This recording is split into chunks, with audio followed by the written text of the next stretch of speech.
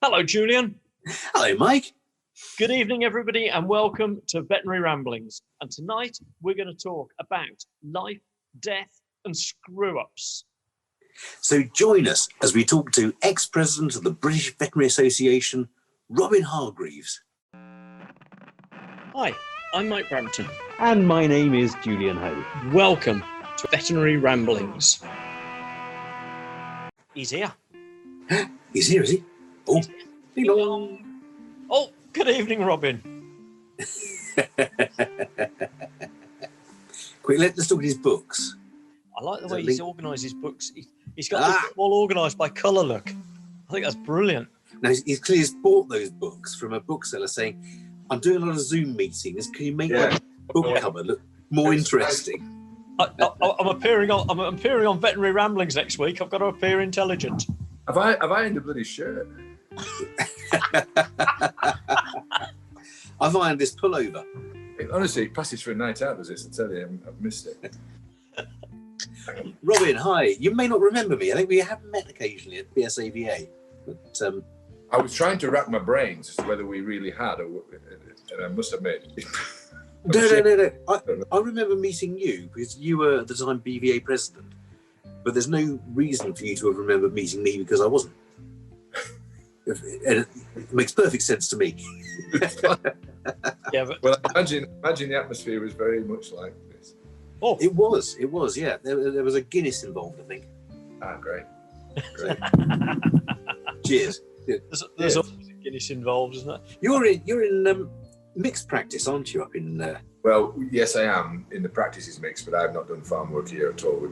They were quite forward thinking. I came here in the late 80s, and for some years before that, they'd already split the business. So the farm vets in farm work and the smaller vets in smaller work back in sort of 83, 84, which was quite novel at that time. So we're still mixed, but we've only just this last 18 months to 2 years got the farm guys in a different building. We were in the same building right up to then.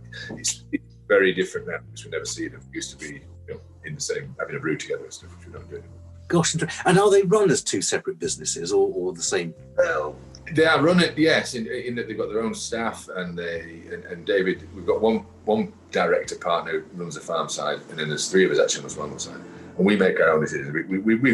We sort of tell him what we're going to spend the money on, but really we rubber stamp each other's decisions. We don't stand each other's way, but the money all goes in the same bank account.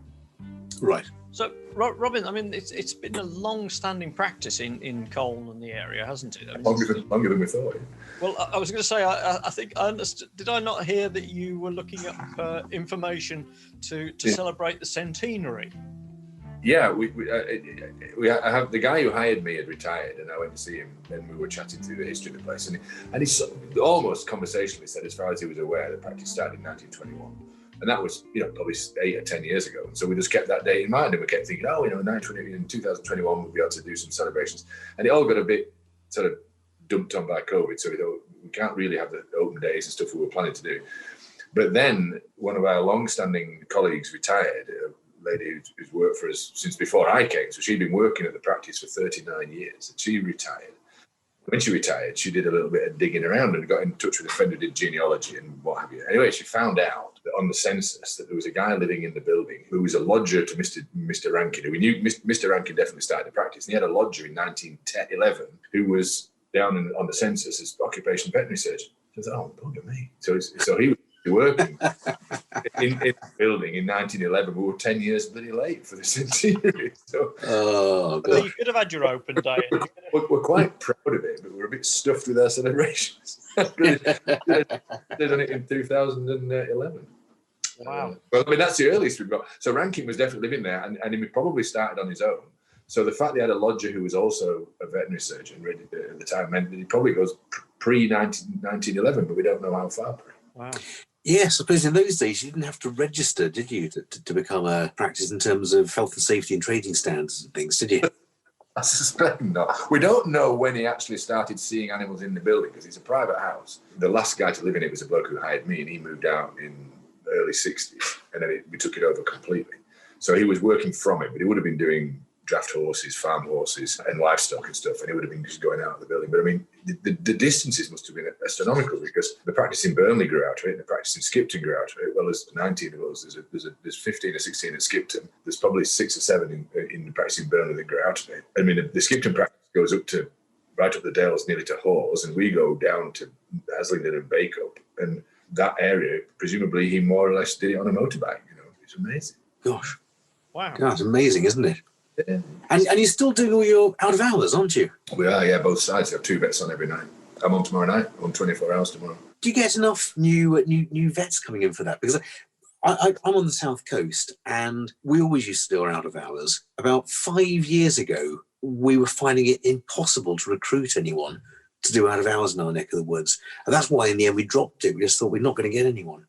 It's very, very, very difficult, and we have to be very mindful of how we look after people during the day. And yes, we have to make it good. It does make you watch what you're doing, and everybody's happy, because recruitment is an absolute nightmare. But we have been very fortunate. We have recruited. We thought we'd take a brand new graduate on a couple of years ago. 2 candidates came from.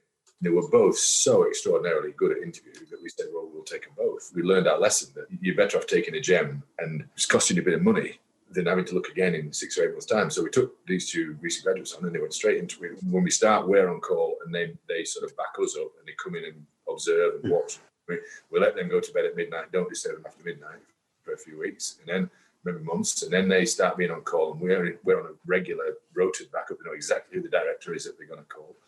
And that goes on for 3 or 4 months, and then we come loose. All the younger graduates know they can ring us. So we have a lot. It puts a lot of weight on us. I think if you just said you're on call, you know, I'm in the Isle of Man for the weekend, then you wouldn't get anybody. I think we have to really put a lot of ourselves into it. But now we're the only people doing it. So much as it is tiring, and it does loom up a bit when your weekend's coming up, we feel it's a massive differentiator for us now, and people locally, they love it. You know, they absolutely love it. Yeah, I do. I was going to say I do miss doing it. It's a bit of a lie. I mean, no one really likes doing out of hours, but I miss the fact that we used to be able to offer that to our clients. As frustrating as it is at 2 in the morning, you get a phone call, you're waking up. There's then a moment's relief when you think, oh, it's Mrs. Bloggins. How are you doing? Are you all right? No, really? What, Ralph? Not well. Oh, come in, that's fine. No problem. And there is a real sense of belonging to the community there, isn't there, with that? And if they are an appreciative client who's glad you're there, that takes a bit of the sting out of it. They're really happy that you answered the phone, and then you've got to see it. It's like, it's not a problem until it becomes a problem, is it? So it's not a problem when they ring, and it's not a problem when you're driving down there, it's not a problem when you let them in the door, it's not really a problem when you're first examining it. It might become a problem then, and the problem is we make it a problem way too early. We get wound up about it. And actually, like you say, the buzz, if you sort something out at 2 in the morning and people go out absolutely delighted. Honestly, I come home and I don't want to. I read a book or something. I get quite fizzy, and I don't want to. I can't get. Yeah, you can't settle down. Can you? But it's a good feeling. When I say to people, there's been somebody on call in Stanley House every second of every day since 1911. Wow, that's incredible to think, isn't it? Wow, quite a thing to say, and I can say it with, absolutely amazing. Say it with absolute confidence. You know, that guy when he was on his own, he'd ring him any other day and night, and we've been the same. So, although I'd love, you know, to get home and, you know, 6:30 every single night and know it's done, equally, I'd like to get to the end of my stretch and say I did it right from the beginning, right from day one. You know, I did it right to the end, and I never stopped. Yeah, there is a great sense of achievement, isn't there, with doing that? And I think in some ways the new graduates coming out who never do on-call and will never do on-call, I think they're missing out on a huge variety of cases they wouldn't see otherwise, and a few life's experiences they wouldn't see otherwise. When I was on the farm and we called a vet out to carve a cow at 2 in the morning, I thought it was really exciting, and I still did till I was about 20. Realised that poor bloody vet must have been as miserable as sin when we rang him to come out to the middle of nowhere and carve a kicking suckler cow that was going to try and take his head off. You know, I remember one night a guy came out and did a cesarean, and my dad said, "Oh, I've just got another cow springing a bit," and did another one. And I thought it was the biggest night of my life, that 2 cesareans and suckler cows. We weren't a big dairy business, you know, we just had beef cows. And I thought that was the most exciting night on the farm we'd ever had. And now I think back at that poor bloody vet must have thought, oh no, I've just done a cesarean, don't bring me another calving cow. But what anyway, getting on to what I was going to say was, when I said, when kids at school and you're thinking, I want to be a vet, I said, do you never imagine it just being you, the animal, and the owner, and you sorted it? Was that not part of your dream? Because if you don't do out of hours, that's almost never going to happen. It'll Absolutely. be you and the other vet and the client, or it'll be you helping another vet and the client, or it'll be you and 2 nurses and the client. You'll never have that thing where you got the phone call, you went down, you worked out a plan, you put it into action, it worked, the client went home with the animal alive, and he sent you a letter to say thanks very much, and it was all you're doing. And that, you know, there's not that many of them happen, but I think it's the thing that we'll sit in our chairs when we're 75 and remember they were the days, you know, they were that thing would have been dead but for me.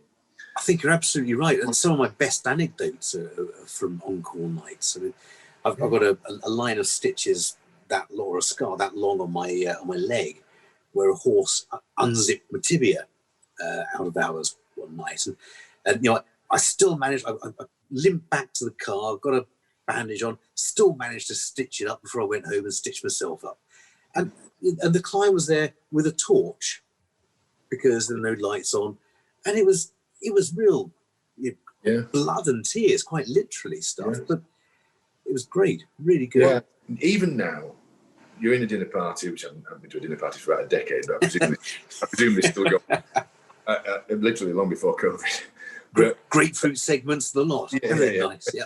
But you go into a group of people and you're talking, and somebody says, no, what's your name and what do you do for a living? And you say, well, I'm a veterinary surgeon. There is a momentary pause, there still is, when you say that. And everybody still thinks that person's life is a bit different to mine in a way that I really understand it. Because they think, you know, out of hours, they think about out of hours and on call, and they think about the old Harriet stuff and rolling around on the ground and blood and steam and hot water. And crap everywhere. That's what we do is alien, almost entirely alien, unless they're a doctor or a physio or something. It's almost entirely alien. So there's a momentary pause. And part of it is because we do live a lifestyle that's different to them. I give up my weekends. I worked all day. I worked 24 hours on Christmas Day, this Christmas. Right? Never. My daughter and son-in-law put on Christmas dinner, and I was in the surgery for 10 hours that day. So I saw them for about an hour the whole of Christmas Day. So, and I was on duty all night, and I was still working at 11 o'clock at night.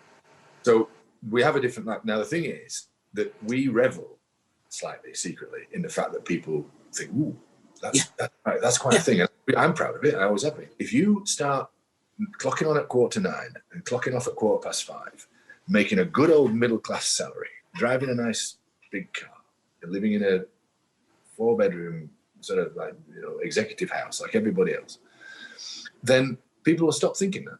You'll just be the bloke who goes down to surgery and it's nice and warm and lives a nice lifestyle and actually isn't that put out.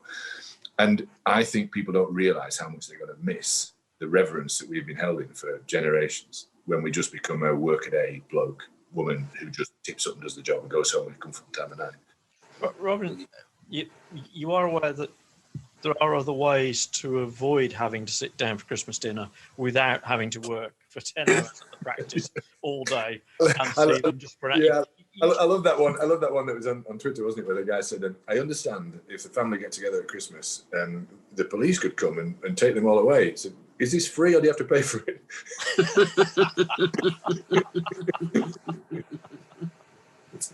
Brilliant. You've touched on a couple of things there, Robin, and one of them is employing new grads and helping them and getting them through and bringing them, encompassing them and sort of nurturing them into veterinary life and general life. Do you still do your mentoring? Were you not involved in mentoring and holding sort of regular meetings? Yeah, within the practice we have regular, we try very much to have reflective meetings. So we get the people who are sort of under 5 years graduated, we try and get together. You know, what's mystified you, what's unusual? Or I might just say, look, you know, one of the big things I learned when I was 27 was this, and don't wait all your life to learn this, you know, don't make this mistake, you know. But I think one of the big things we can do is just knock the corners off the job and say, look, don't do this and don't do this and don't do this. And that's 3 mistakes you won't make that I've already made, you know. So we do that. Interestingly, the way all my BVA stuff started was because I was railroaded into the Lancashire Veterinary Association because it was struggling for people to be on council. And as it happened, you know, it always happens, hotel bar, arm around the shoulder. And next thing you know, you're on the council of the Lancashire Veterinary Association. David Catlow and I realised that the Lancashire Veterinary Association was really struggling. We couldn't get members to go to meetings in the evenings. It was the beginning of the end for most divisions. I know Central still going fairly well and Yorkshire still going fairly well, but most of these divisions sort of died withered on the vine.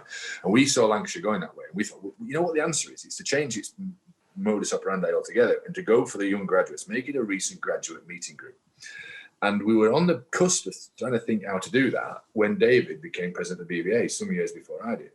And he went down to London, and really, I think I may be underselling BVA's contribution to this, but sort of took the notion down to London, and BVA ran with it. And then within about a year, we got a thing back out to the region saying, does anybody want to be trained to be a facilitator for recent graduate meetings? And I put my hand up straight away. And I went and got trained as a facilitator, and I put through the training. And Amelia, who works at BVA still, was running that show then. And we went down, we were trained to be mediators, and we started running recent graduate meetings in Lancashire. And out of that grew my involvement in BVA and wider BVA. And the next thing you know, you're on a committee, and from then you go, and the next thing you know, here you are. But it all started from recent graduate support, and it helped me because my approach to BVA was always a sort of a representative supportive thing. I wasn't much into. I've never gone for the regulatory side of things really. I've never really fancied going on council for RCVS council, but I love the idea of representation and being a voice for people and being a sounding board for people and just doing the same thing on a bigger scale, telling people what silly things not to do that I've already done. So that it sort of morphed out of all that, and I still, that's the thing I love. I'm still I'm chair of the Alumni Association of Liverpool University, and we're just literally now in the throes of setting up some undergraduate, recent graduate meetings for them to talk to each other. What I learned doing it was actually people like me can't do recent graduate meetings because we're the wrong people. I knew as soon as I started doing it, I could tell we're the wrong people. You need it seeded by you need slightly more mature graduates to organise meetings for brand new graduates. You don't want people 40 years old organising meetings and thinking what to tell people who are 26, 23, 26, because the environment, I didn't have a student loan. I didn't have, I didn't have the same CPD requirements. My experience of being 23 to 27 was entirely different to theirs. And my frame of reference is wrong. So much as we could help with logistics, you need younger people to be doing it. Yeah, I think you're absolutely right. Not only has the job changed, life itself has changed. The expectations, the angsts have changed, haven't they? That people have, that these days, well, when I qualified 25 years ago this year, actually, I was on call 2 days after starting.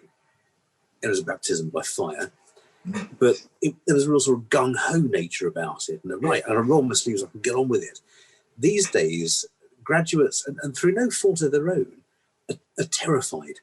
Day one, they're terrified that every single person they see is going to pick up that they don't know everything, and they're going to be sued. And it's those two things, isn't it, they're worried about? Yeah. I don't remember being scared. I remember being exhausted. I don't remember really being scared.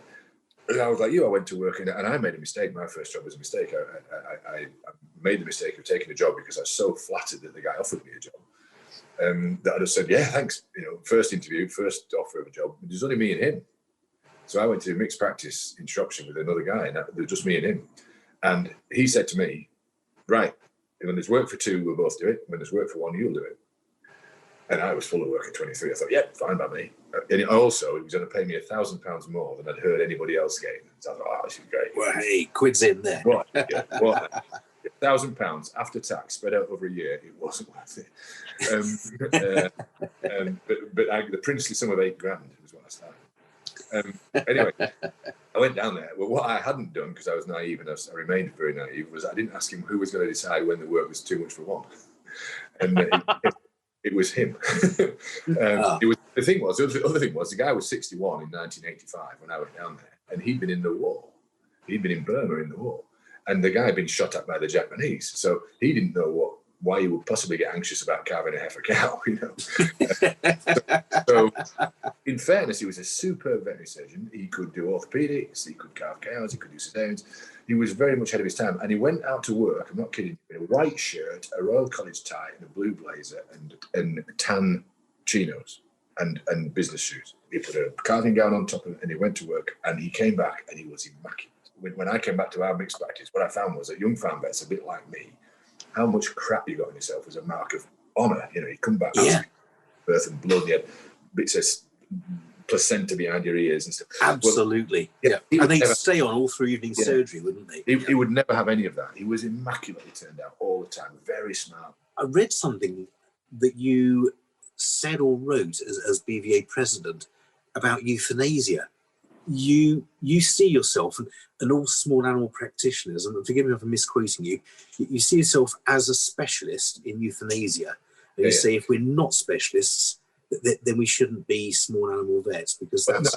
Well, I tell you, you'll never be happy. You'll never be happy. Never be happy, right. You'll never be content in your work as a small animal vet unless you're a specialist. Because what I was getting at is that, you know, and I think we're getting over this now, with this idea that, like, specialism is what veterinary medicine really is. That's where veterinary medicine really goes on, and what we do is a poor relation of it. And I think it's entirely the bloody opposite.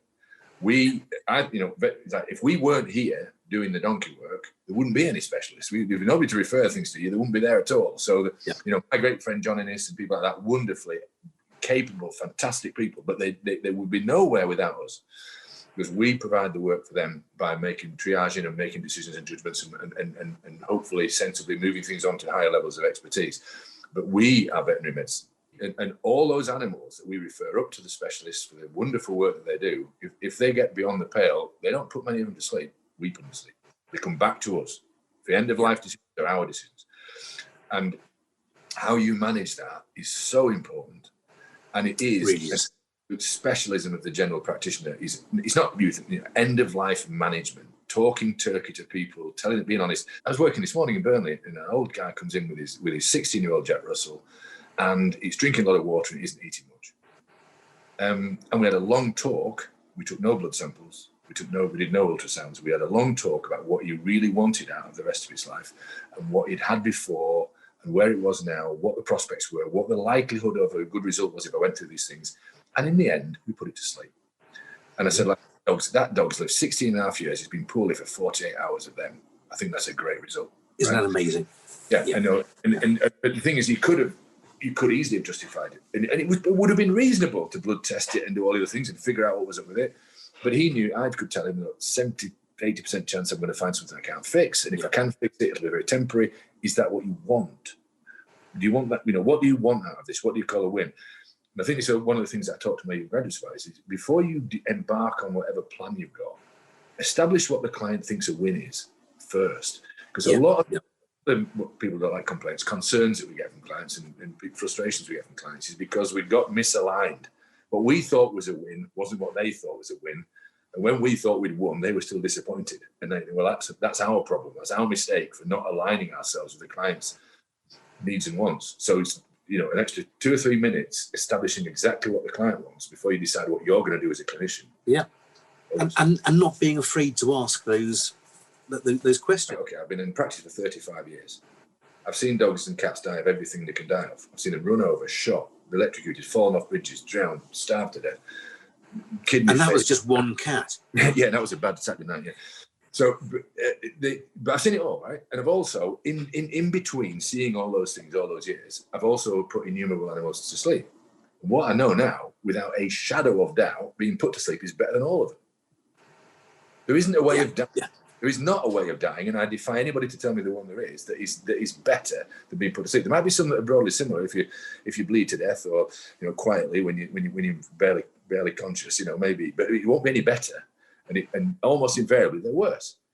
So it's like that old joke, isn't it, about the guy who says, "When I die, I want to die in my sleep like my grandfather, not screaming and crying like the 30 people on his bus."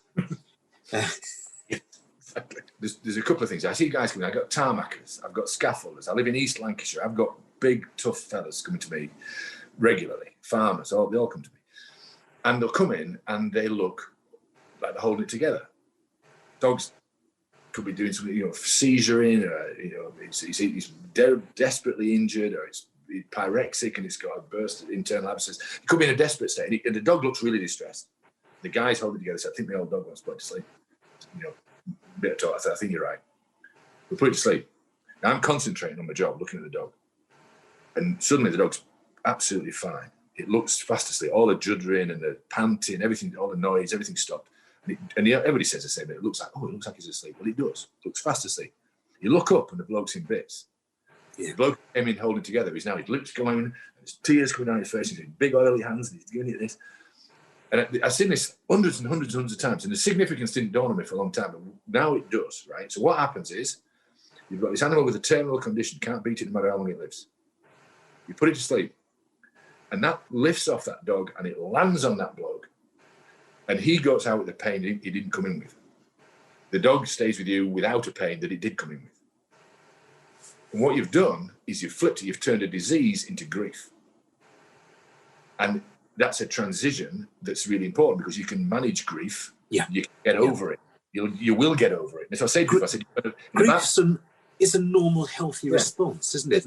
And our job isn't to take that grief away. It's to take away any guilt. You're supposed to be sad. You're not really supposed to be, you're not supposed to feel guilty about it. No. And what I say to them is, right, okay, so you're going to do this dog a favor, because you've got two choices. You can look at this dog in distress and you can stay feeling reasonable, or you can relieve it from this distress and feel crap. It's your choice, mate.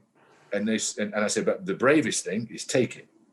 Because so if you don't take it, you've got to accept that you're not prepared to take it and you want the dog to keep it. And they said, oh yeah, right. So, and I said, the other thing is, you're going to go home, you're going to feel wretched. In 2 days' time, you'll wake up, think, I'll take the dog for a while. Oh God, no, I won't. And you'll feel rotten. I said, and remember, when you feel rotten, it's because the dog doesn't. That's the reason.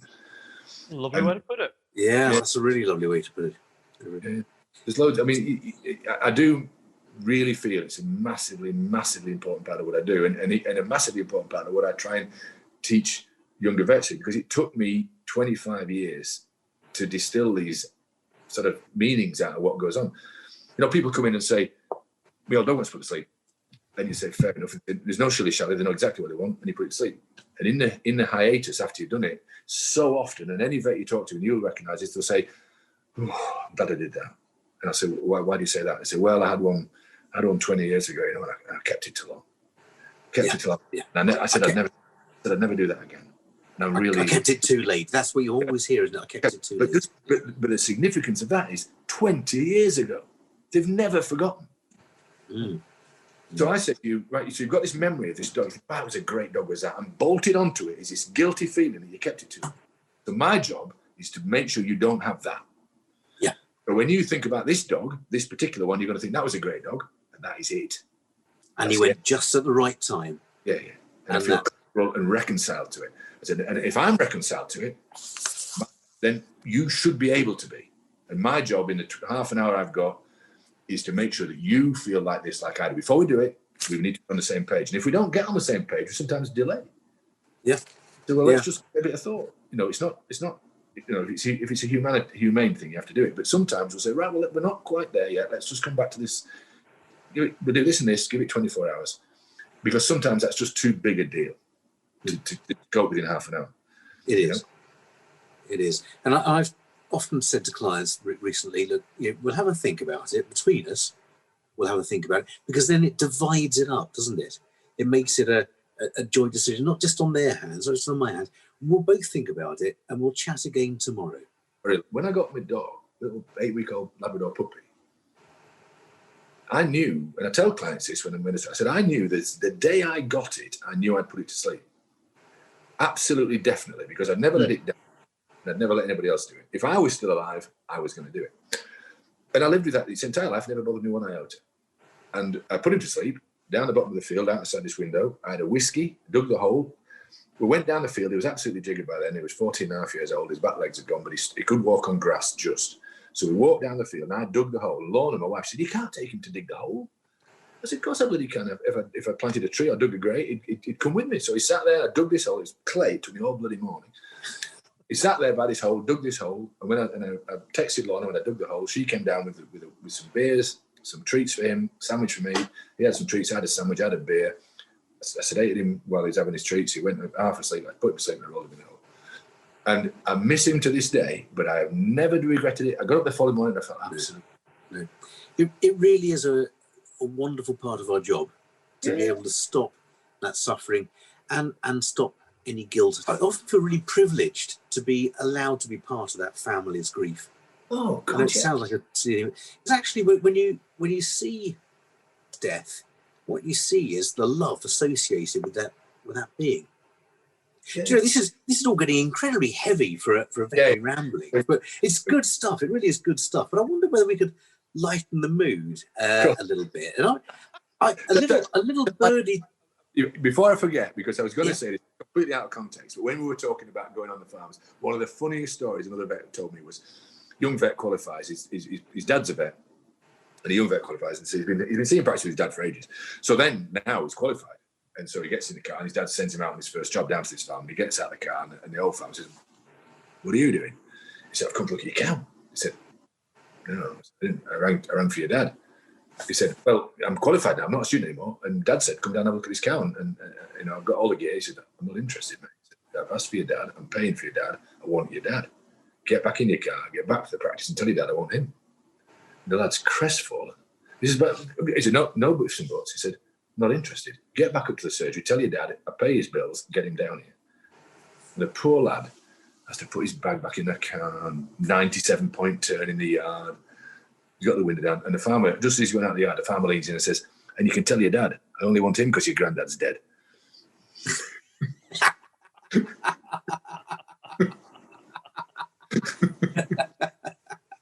That's fantastic.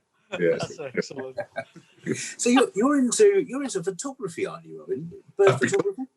Become so. I was a bit when the kids were little. I bought myself a decent camera, and when the old-fashioned film SLR camera died, and everything went digital, I have a very, very, very, very bad relationship with computers.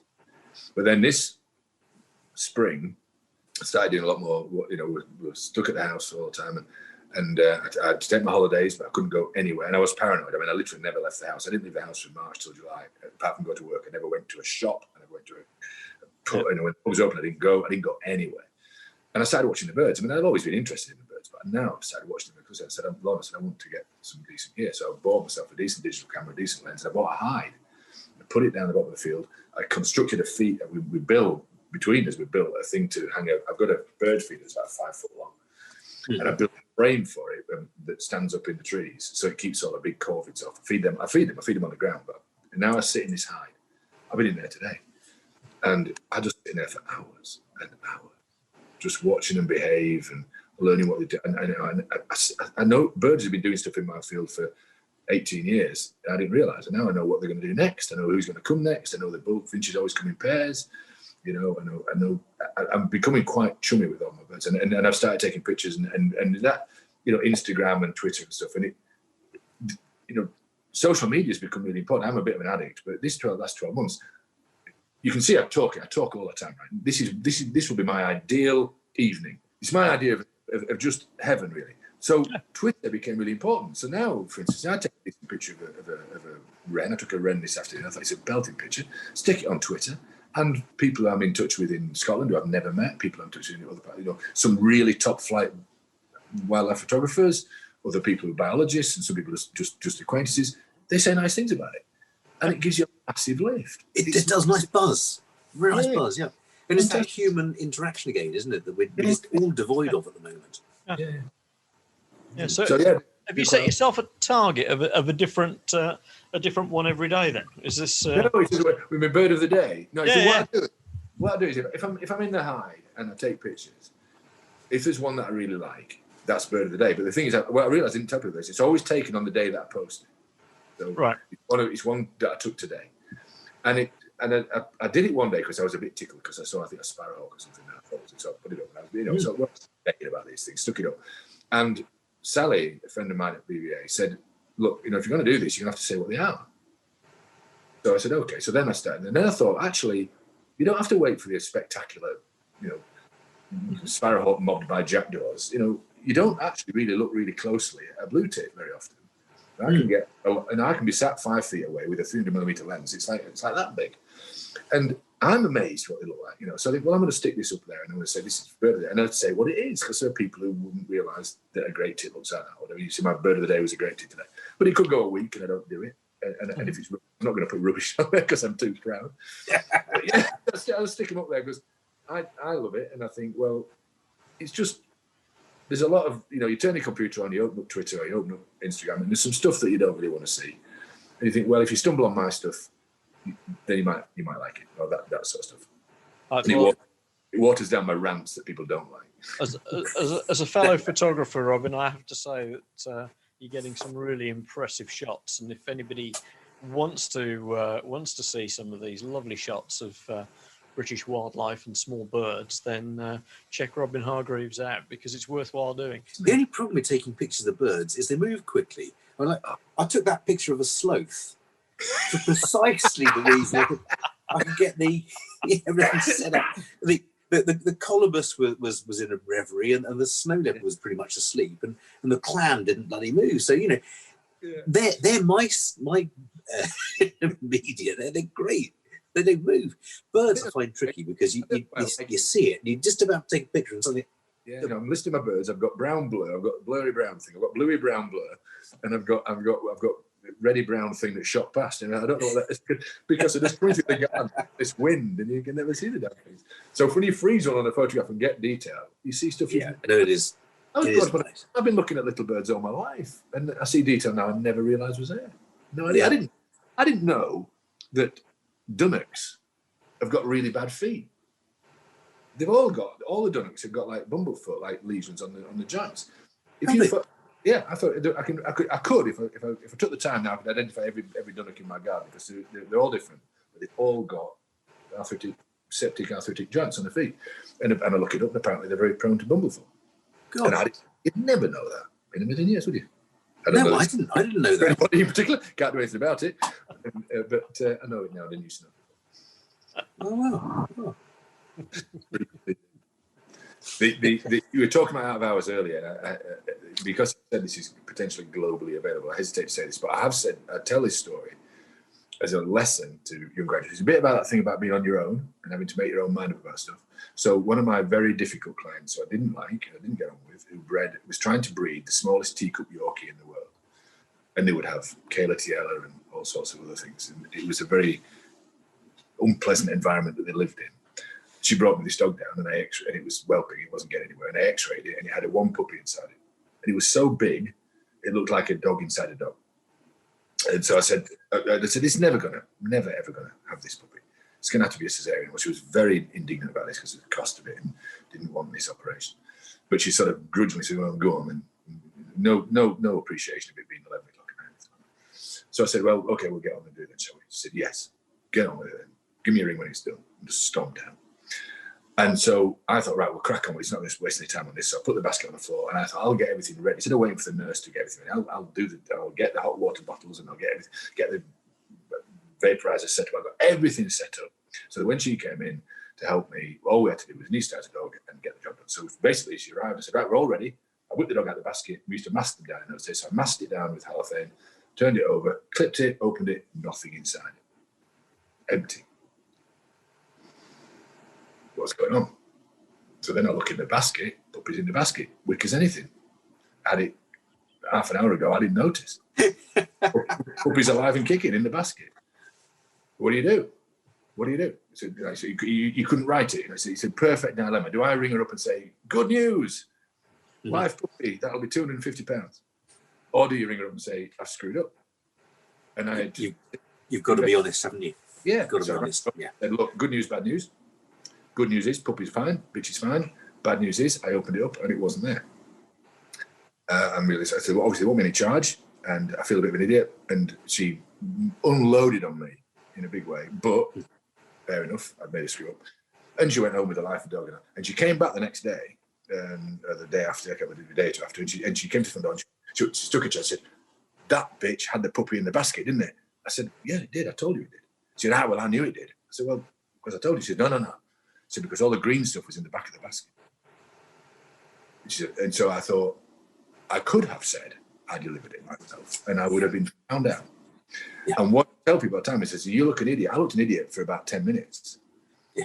And I took it on the chin. And that lady's dead now. You know, she's old, she's dead now, she's gone. But I looked an idiot for 10 minutes, and that was the end of it. If I'd have lied to her, and she told everybody I lied to her, she could have been dead long since. Everybody she told would still know I was a liar. Absolutely. So you're You're always better off just taking it on the chin, as you say, and saying, look, hands up, I made an error. We're all human. I did it.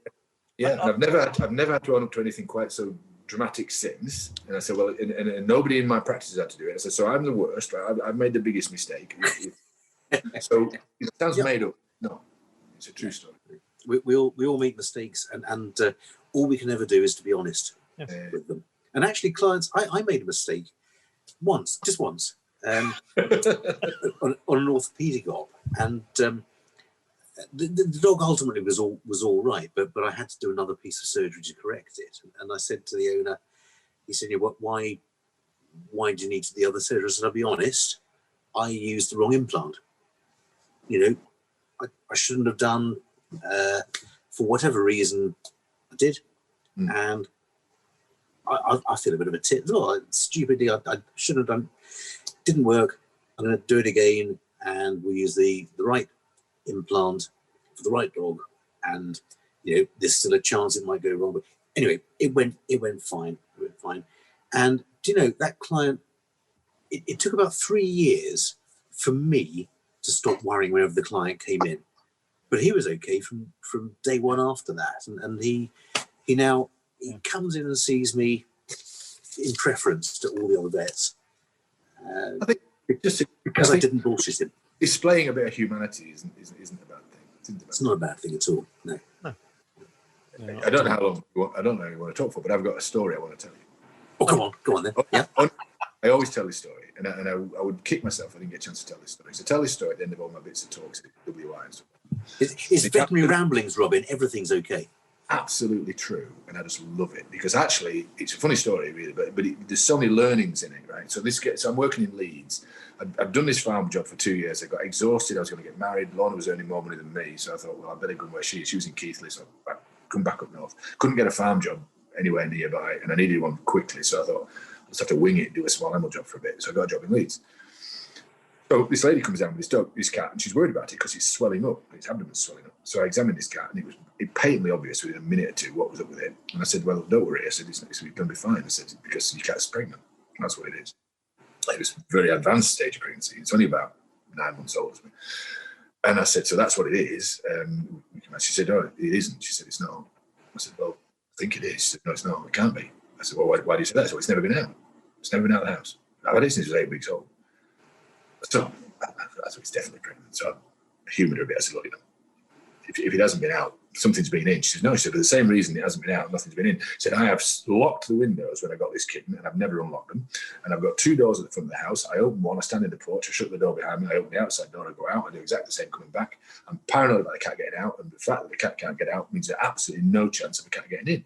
So I'm starting to doubt myself now. Have I got this right? So I'm getting all of it again. I'm only palpating with an ultrasound scanner. In those days, I'm just palpating it, but it's definitely pregnant. So then she's getting a bit shirty with me because I'm obviously an idiot because it's not pregnant, and I'm telling her it is over and over again. And I'm thinking she's an idiot because it's pregnant, and she's telling me it isn't over and over again. And we're getting a bit of loggerheads. So we had to sort of take time out. I said, well, take a breath.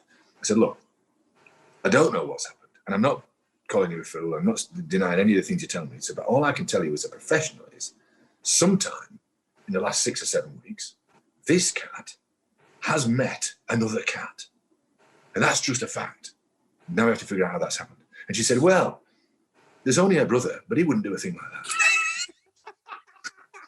that. And that's the God's honest truth. And we've been at it 40 minutes by then.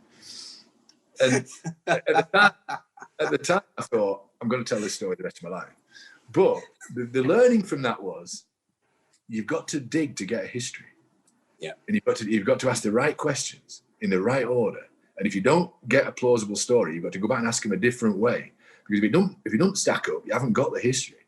Go back and do it again. True. It's true. Whereas I had a case a few years back that I was sure was a food allergy.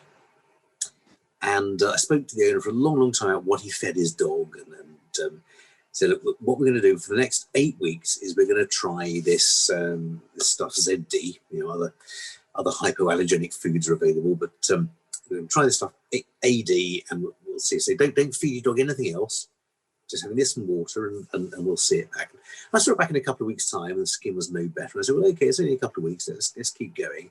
Saw it back a month later, worse, if anything. I said, look, I'm sorry, I'm obviously wrong, but I was convinced it was a food allergy. Very unlikely it's allergic to the ZD. Maybe it's coming up with an allergy to something else in the house. Let's go through your daily routine. What do you do? So let's start from, first thing in the morning. What happens is, well, I get up and we have our cup of tea, don't we, Doris? I said, when you say, oh yeah, we have a cup of tea and a digestive biscuit, don't we? Oh, you said, I wonder if that. Exactly. Yeah. When a lady came into our branch surgery and said, I need a tablet for the dog. It's got worms. I said, well, what things? Said, well, I'm seeing those rice grainy things in its poo all the time. I said, okay, well, that's probably tapeworm segments, and yeah, maybe you want to worm it. So we sold her a very well recognised and reliable worming tablet, and she came back. She rang the reception and said, it's not got shut of these worms. So did it again 3 or 4 weeks later. Still not. And we had a number of calls. It said, I just keep seeing it keeps on passing these segments all the time, and your tablets aren't working. So we tried something different. That didn't do it. Panic it. That didn't do it. Give it variety of things. Didn't do it. So she came in and we're talking about it. I said, I'm stumped. I said, because these things just don't stop working. They don't just stop working in that individual. I can't understand what's going on, why your dog isn't responding to worm treatment. I said, he said, well, it gets a bit loose now and again as well, but it's always passing these segments. I said, so what do you feed it? She said, chicken and rice.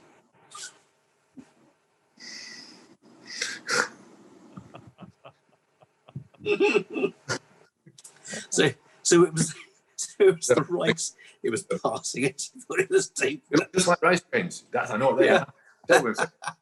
If it looks like rice, it is rice. just check it's not rice. Yeah. Oh. As long as it's not wriggling. Yeah. But Robin, when Mike asked you to be on the show, did he mention anything at all about something called 60-second CPD? He didn't, but I saw that you did it, and I didn't think about it. Well, we don't want to put you on the spot, except we kind of do. Right. But we've only introduced one innovation to the veterinary profession, which I don't think's been done by anybody else, but I stand to be corrected. If this does get watched by somebody will correct me on this. But do you want to do that? Do you want to do that in 60 seconds? I'll take 60 seconds. But I'll tell you what it is. It's very, very, very, very, very, very useful. Yes. But it won't take 60 seconds, I don't think. Okay, right. Let's have it. Let's start now. Okay. So you get cats with you think you've got flea allergic dermatitis. It might take 60 seconds. You think you've got flea allergic dermatitis. The problem with cats with flea allergic dermatitis, they've often got absolutely no evidence of fleas on them. Yeah. Because they're grooming so intently that they remove every bit. And clients get very upset because they think it's a reflection on their housekeeping if the cat. So they don't want it to have fleas, and they get angry with you because you say it has got fleas and you can't find any evidence that it's got fleas. So you comb it. And you come up with one speck of black stuff off that cat, and you say it's flea dirt, and they say, why? I don't believe you. The way to prove it is you get a urine dipstick, and you get an earbud, and you damp the earbud, and you pick up the piece of black, one little tiny speck of black on a wet earbud, and you put it on the blood square of a urine dipstick, and it goes dark green. Nothing, and soil doesn't do it. That is absolutely amazing. I think we should do that. I Revolutionised dermatology for me. That's it. And it makes parasitology interesting. I haven't got the clock or on. Dermatology. I haven't got the clock on. It doesn't matter. Well, I've got my clock here. That was well under 60 seconds, and I think that counts as 60 seconds worth of CPD. Whether it was truly 60 seconds or not, that's 60 seconds worth of CPD. That's the take-home message from my 1.25 hours of dermatology.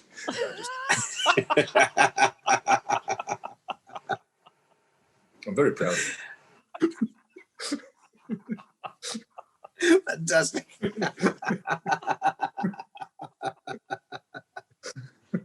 That's brilliant. Fabulous. Robin, we've covered quite a lot of our breadth of England and including Italy with anecdotes and had a great ramble. I'm aware of the time, and I wonder whether perhaps we ought to consider wrapping things up. Mm-hmm. and when we wrap things up, we consider, have we actually done enough veterinary stuff to say that we've done some CPD? And I don't know about you, I reckon we have tonight. I think we have. Particularly that flea blood and the dermatology, ethics. But it's done. It's done, absolutely. And I hope we would, because I'd already prepared a CPD certificate. Brilliant. For tonight. So if I talk you through this, it says certificate of certificateness. This certifies that this certificate certifies what it needs to be certified, which is that you've done some CPD. Certainly. That reads like it's signed him and me. And what have we got on here? We've got some birds. So that's a chuff. Is and it? The reason I've there we go. The reason I've put a photograph of a chuff in. Well, see, it's got these orange feet. Oh, I see. Okay. Characteristic, yellow beak and orange feet. And the reason I did that was because I knew that Mike was going to be talking about De La Salle, and my school was a De La Salle school, right. And the emblem of the school was three chuffs. You see, so there we go. That's that. And that's the world's largest seagull. I don't know if you've ever seen that in the garden. It's bloody massive, that is. And there's little finch I saw in the back garden the other day. No, I'm lying, actually. That was in a zoo in Jersey. Yes, I can see. And it was staying still enough for me to be able to get a picture of it. Yeah. The one thing we didn't have time to touch on today was obesity. Although my well, we did. Anyway, that power to weight ratios, weren't we? I know when you were BVA president, you said that obesity shouldn't be classed as a disease. Well, in fairness, I wasn't. But I was an ex-officer when I said that, so I was a free. I do apologise.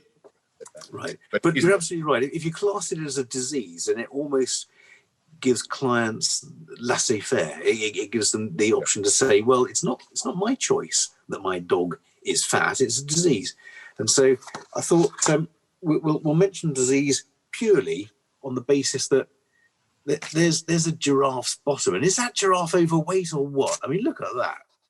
Well, that's huge, isn't it? It's condition score 7, isn't it? No. Yeah. And there's a Satan's Boletus there. It's one of the few deadly poisonous members of the sept family, and the reason it's in there is that I have a crap computer, and when I put in euthanasia in my photo collection, it came up with that, which is perhaps a bit worrying. And obviously I'm actually a little concerned here because Robin's actually blushing quite profusely here, and I'm just wondering if that client that sadly yes. I think, in fairness, it's the combination of one can of junk session IP. Session IP is only 3.5. Is it 4.1%? 4.1% the fan heater. That's what I'll blame it on. And the fan. And the fan having so much fun. I got rid of it. That's the colour. And again, now this is from my own. All the photos are mine. I never taken anything from the internet in case someone sues me. But there's a spider crab and a megrim sole. Well, that's great, Julian. But and it's nice, Robin, that you're giving us the sort of the this is CPD and this is good, but it doesn't actually qualify to a proper CPD until, and you've mentioned it earlier this evening, we actually reflect on what it is that we've got to reflect. It's not CPD till we've reflected. So if I could ask you to join us in a moment's reflection on the CPD that we have given and received so very gratefully from yourself this evening, please.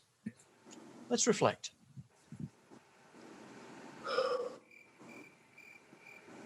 That's great.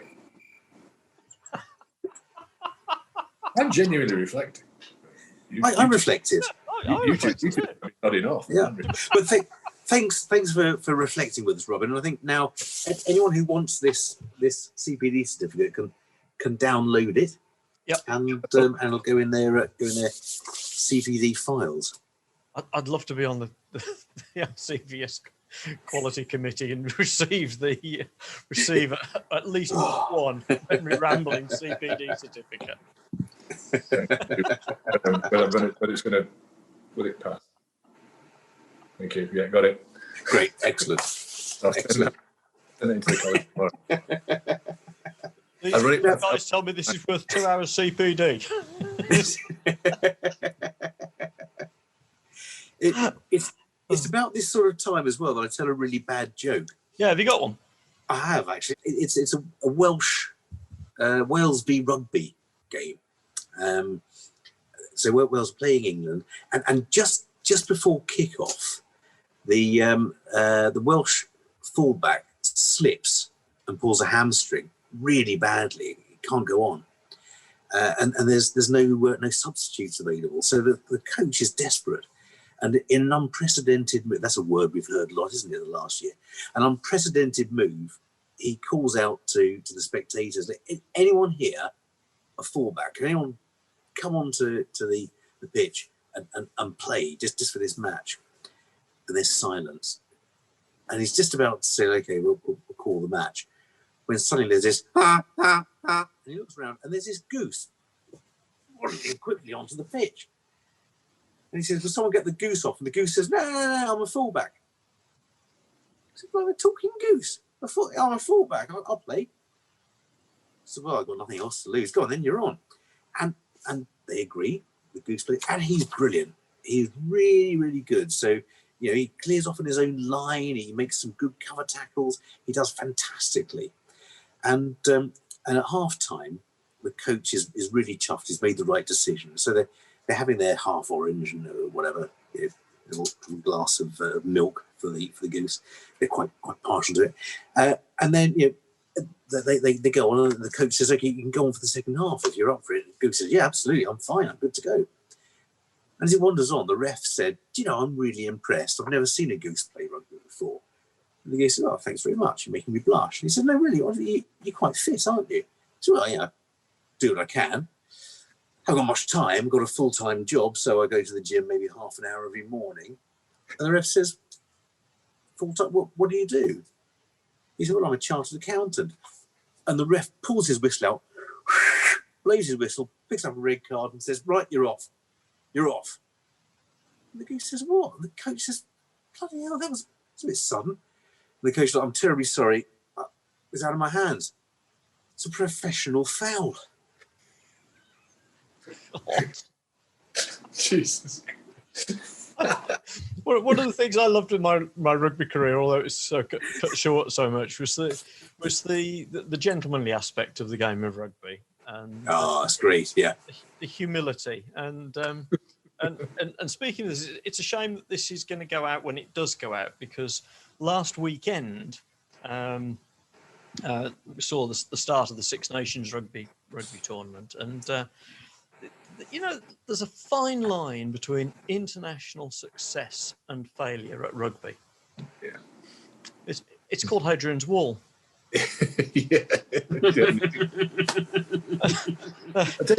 want to tell you something serious if I can. This is quite serious. It's a bit late for that now. He says, wiping his eyes and trying not to laugh. Yeah, go on. This is serious. I've been trained because a guy called captain of Scotland. He has started a challenge on the 1st of January to raise money for Doddy Weir's foundation. Doddy Weir plays second row for Scotland and the Lions, and he's now got neuron disease. And sadly, people with motor neuron disease often aren't with us very long. And he's, in the time that he's been diagnosed, he's raised £3 million so far. And anyway, so his friend who was captain of Scotland started a challenge on the 1st of January, and he set up regional teams in all the regions in Scotland, and the regional teams their challenge was to exercise every day, log up the miles and raise money. And they were going to, which team could log up the most miles and raise the most money. And there was the North Midlands, there was Edinburgh and Glasgow. And then he opened it up and said, anybody can join. So I signed up with a friend of mine for the North Midlands. Mm-hmm. And I've been rowing on the ergo rower every day from the 1st of January, and we finished on the Friday before the Calcutta Cup game. That was the deal. Right. And it's 9-10 Scottish lads, well, not Scottish people, women, old men, kids have been doing it, all sorts of different things. And I can't run because my knees are jiggered. So I sat on ergo. So I rowed 20 minutes every day. And when my fundraising went over £1,000, I put it up to 22 minutes. And when it went over £2,000, I put it up to 23 minutes. And I was doing 5,800 and some meters a day. Wow. To work before work. And in the end, I did 200,225 meters, which is about 125 miles. And my mate, who's my age roughly and doesn't really run, ran 10K every single day, and he clocked up 150 kilometers. And we've raised about £8,000 between us.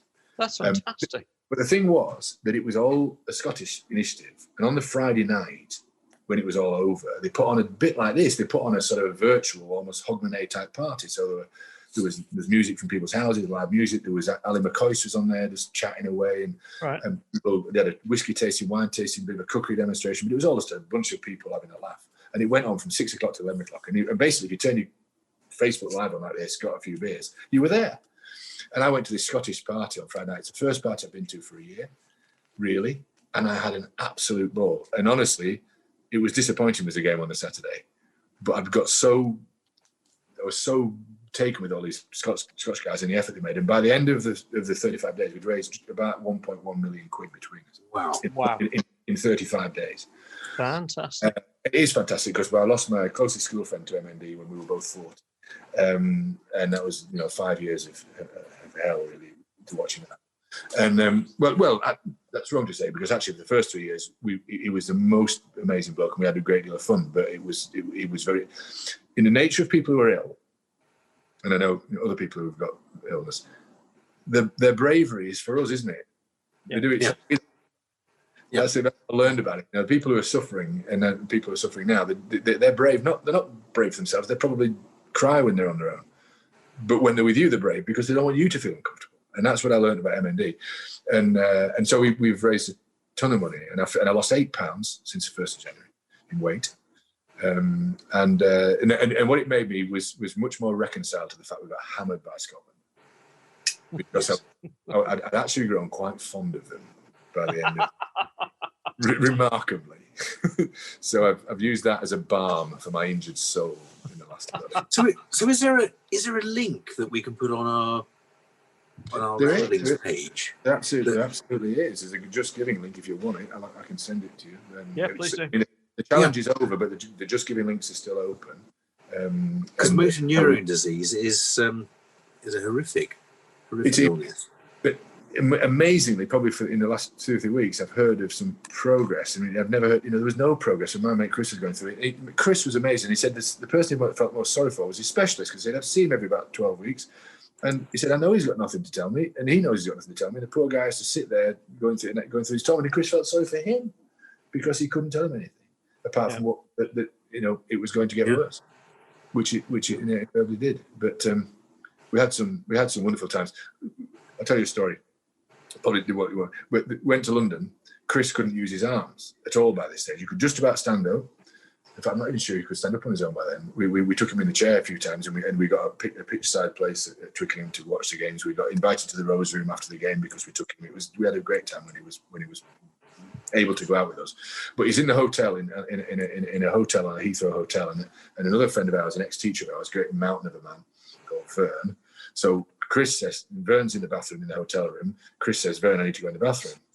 So men are not very communicative. So he said, oh, okay. So he opened the door, and he just basically got Chris, lifted him into the bathroom, put him in the shower, soaked him from head to foot, scrubbed him from head to foot, rinsed him off, roughly dried him with a big soft towel, and chucked him back in the room again. And Chris got back in the room again and went, bloody hell, Vern, I only wanted a piss.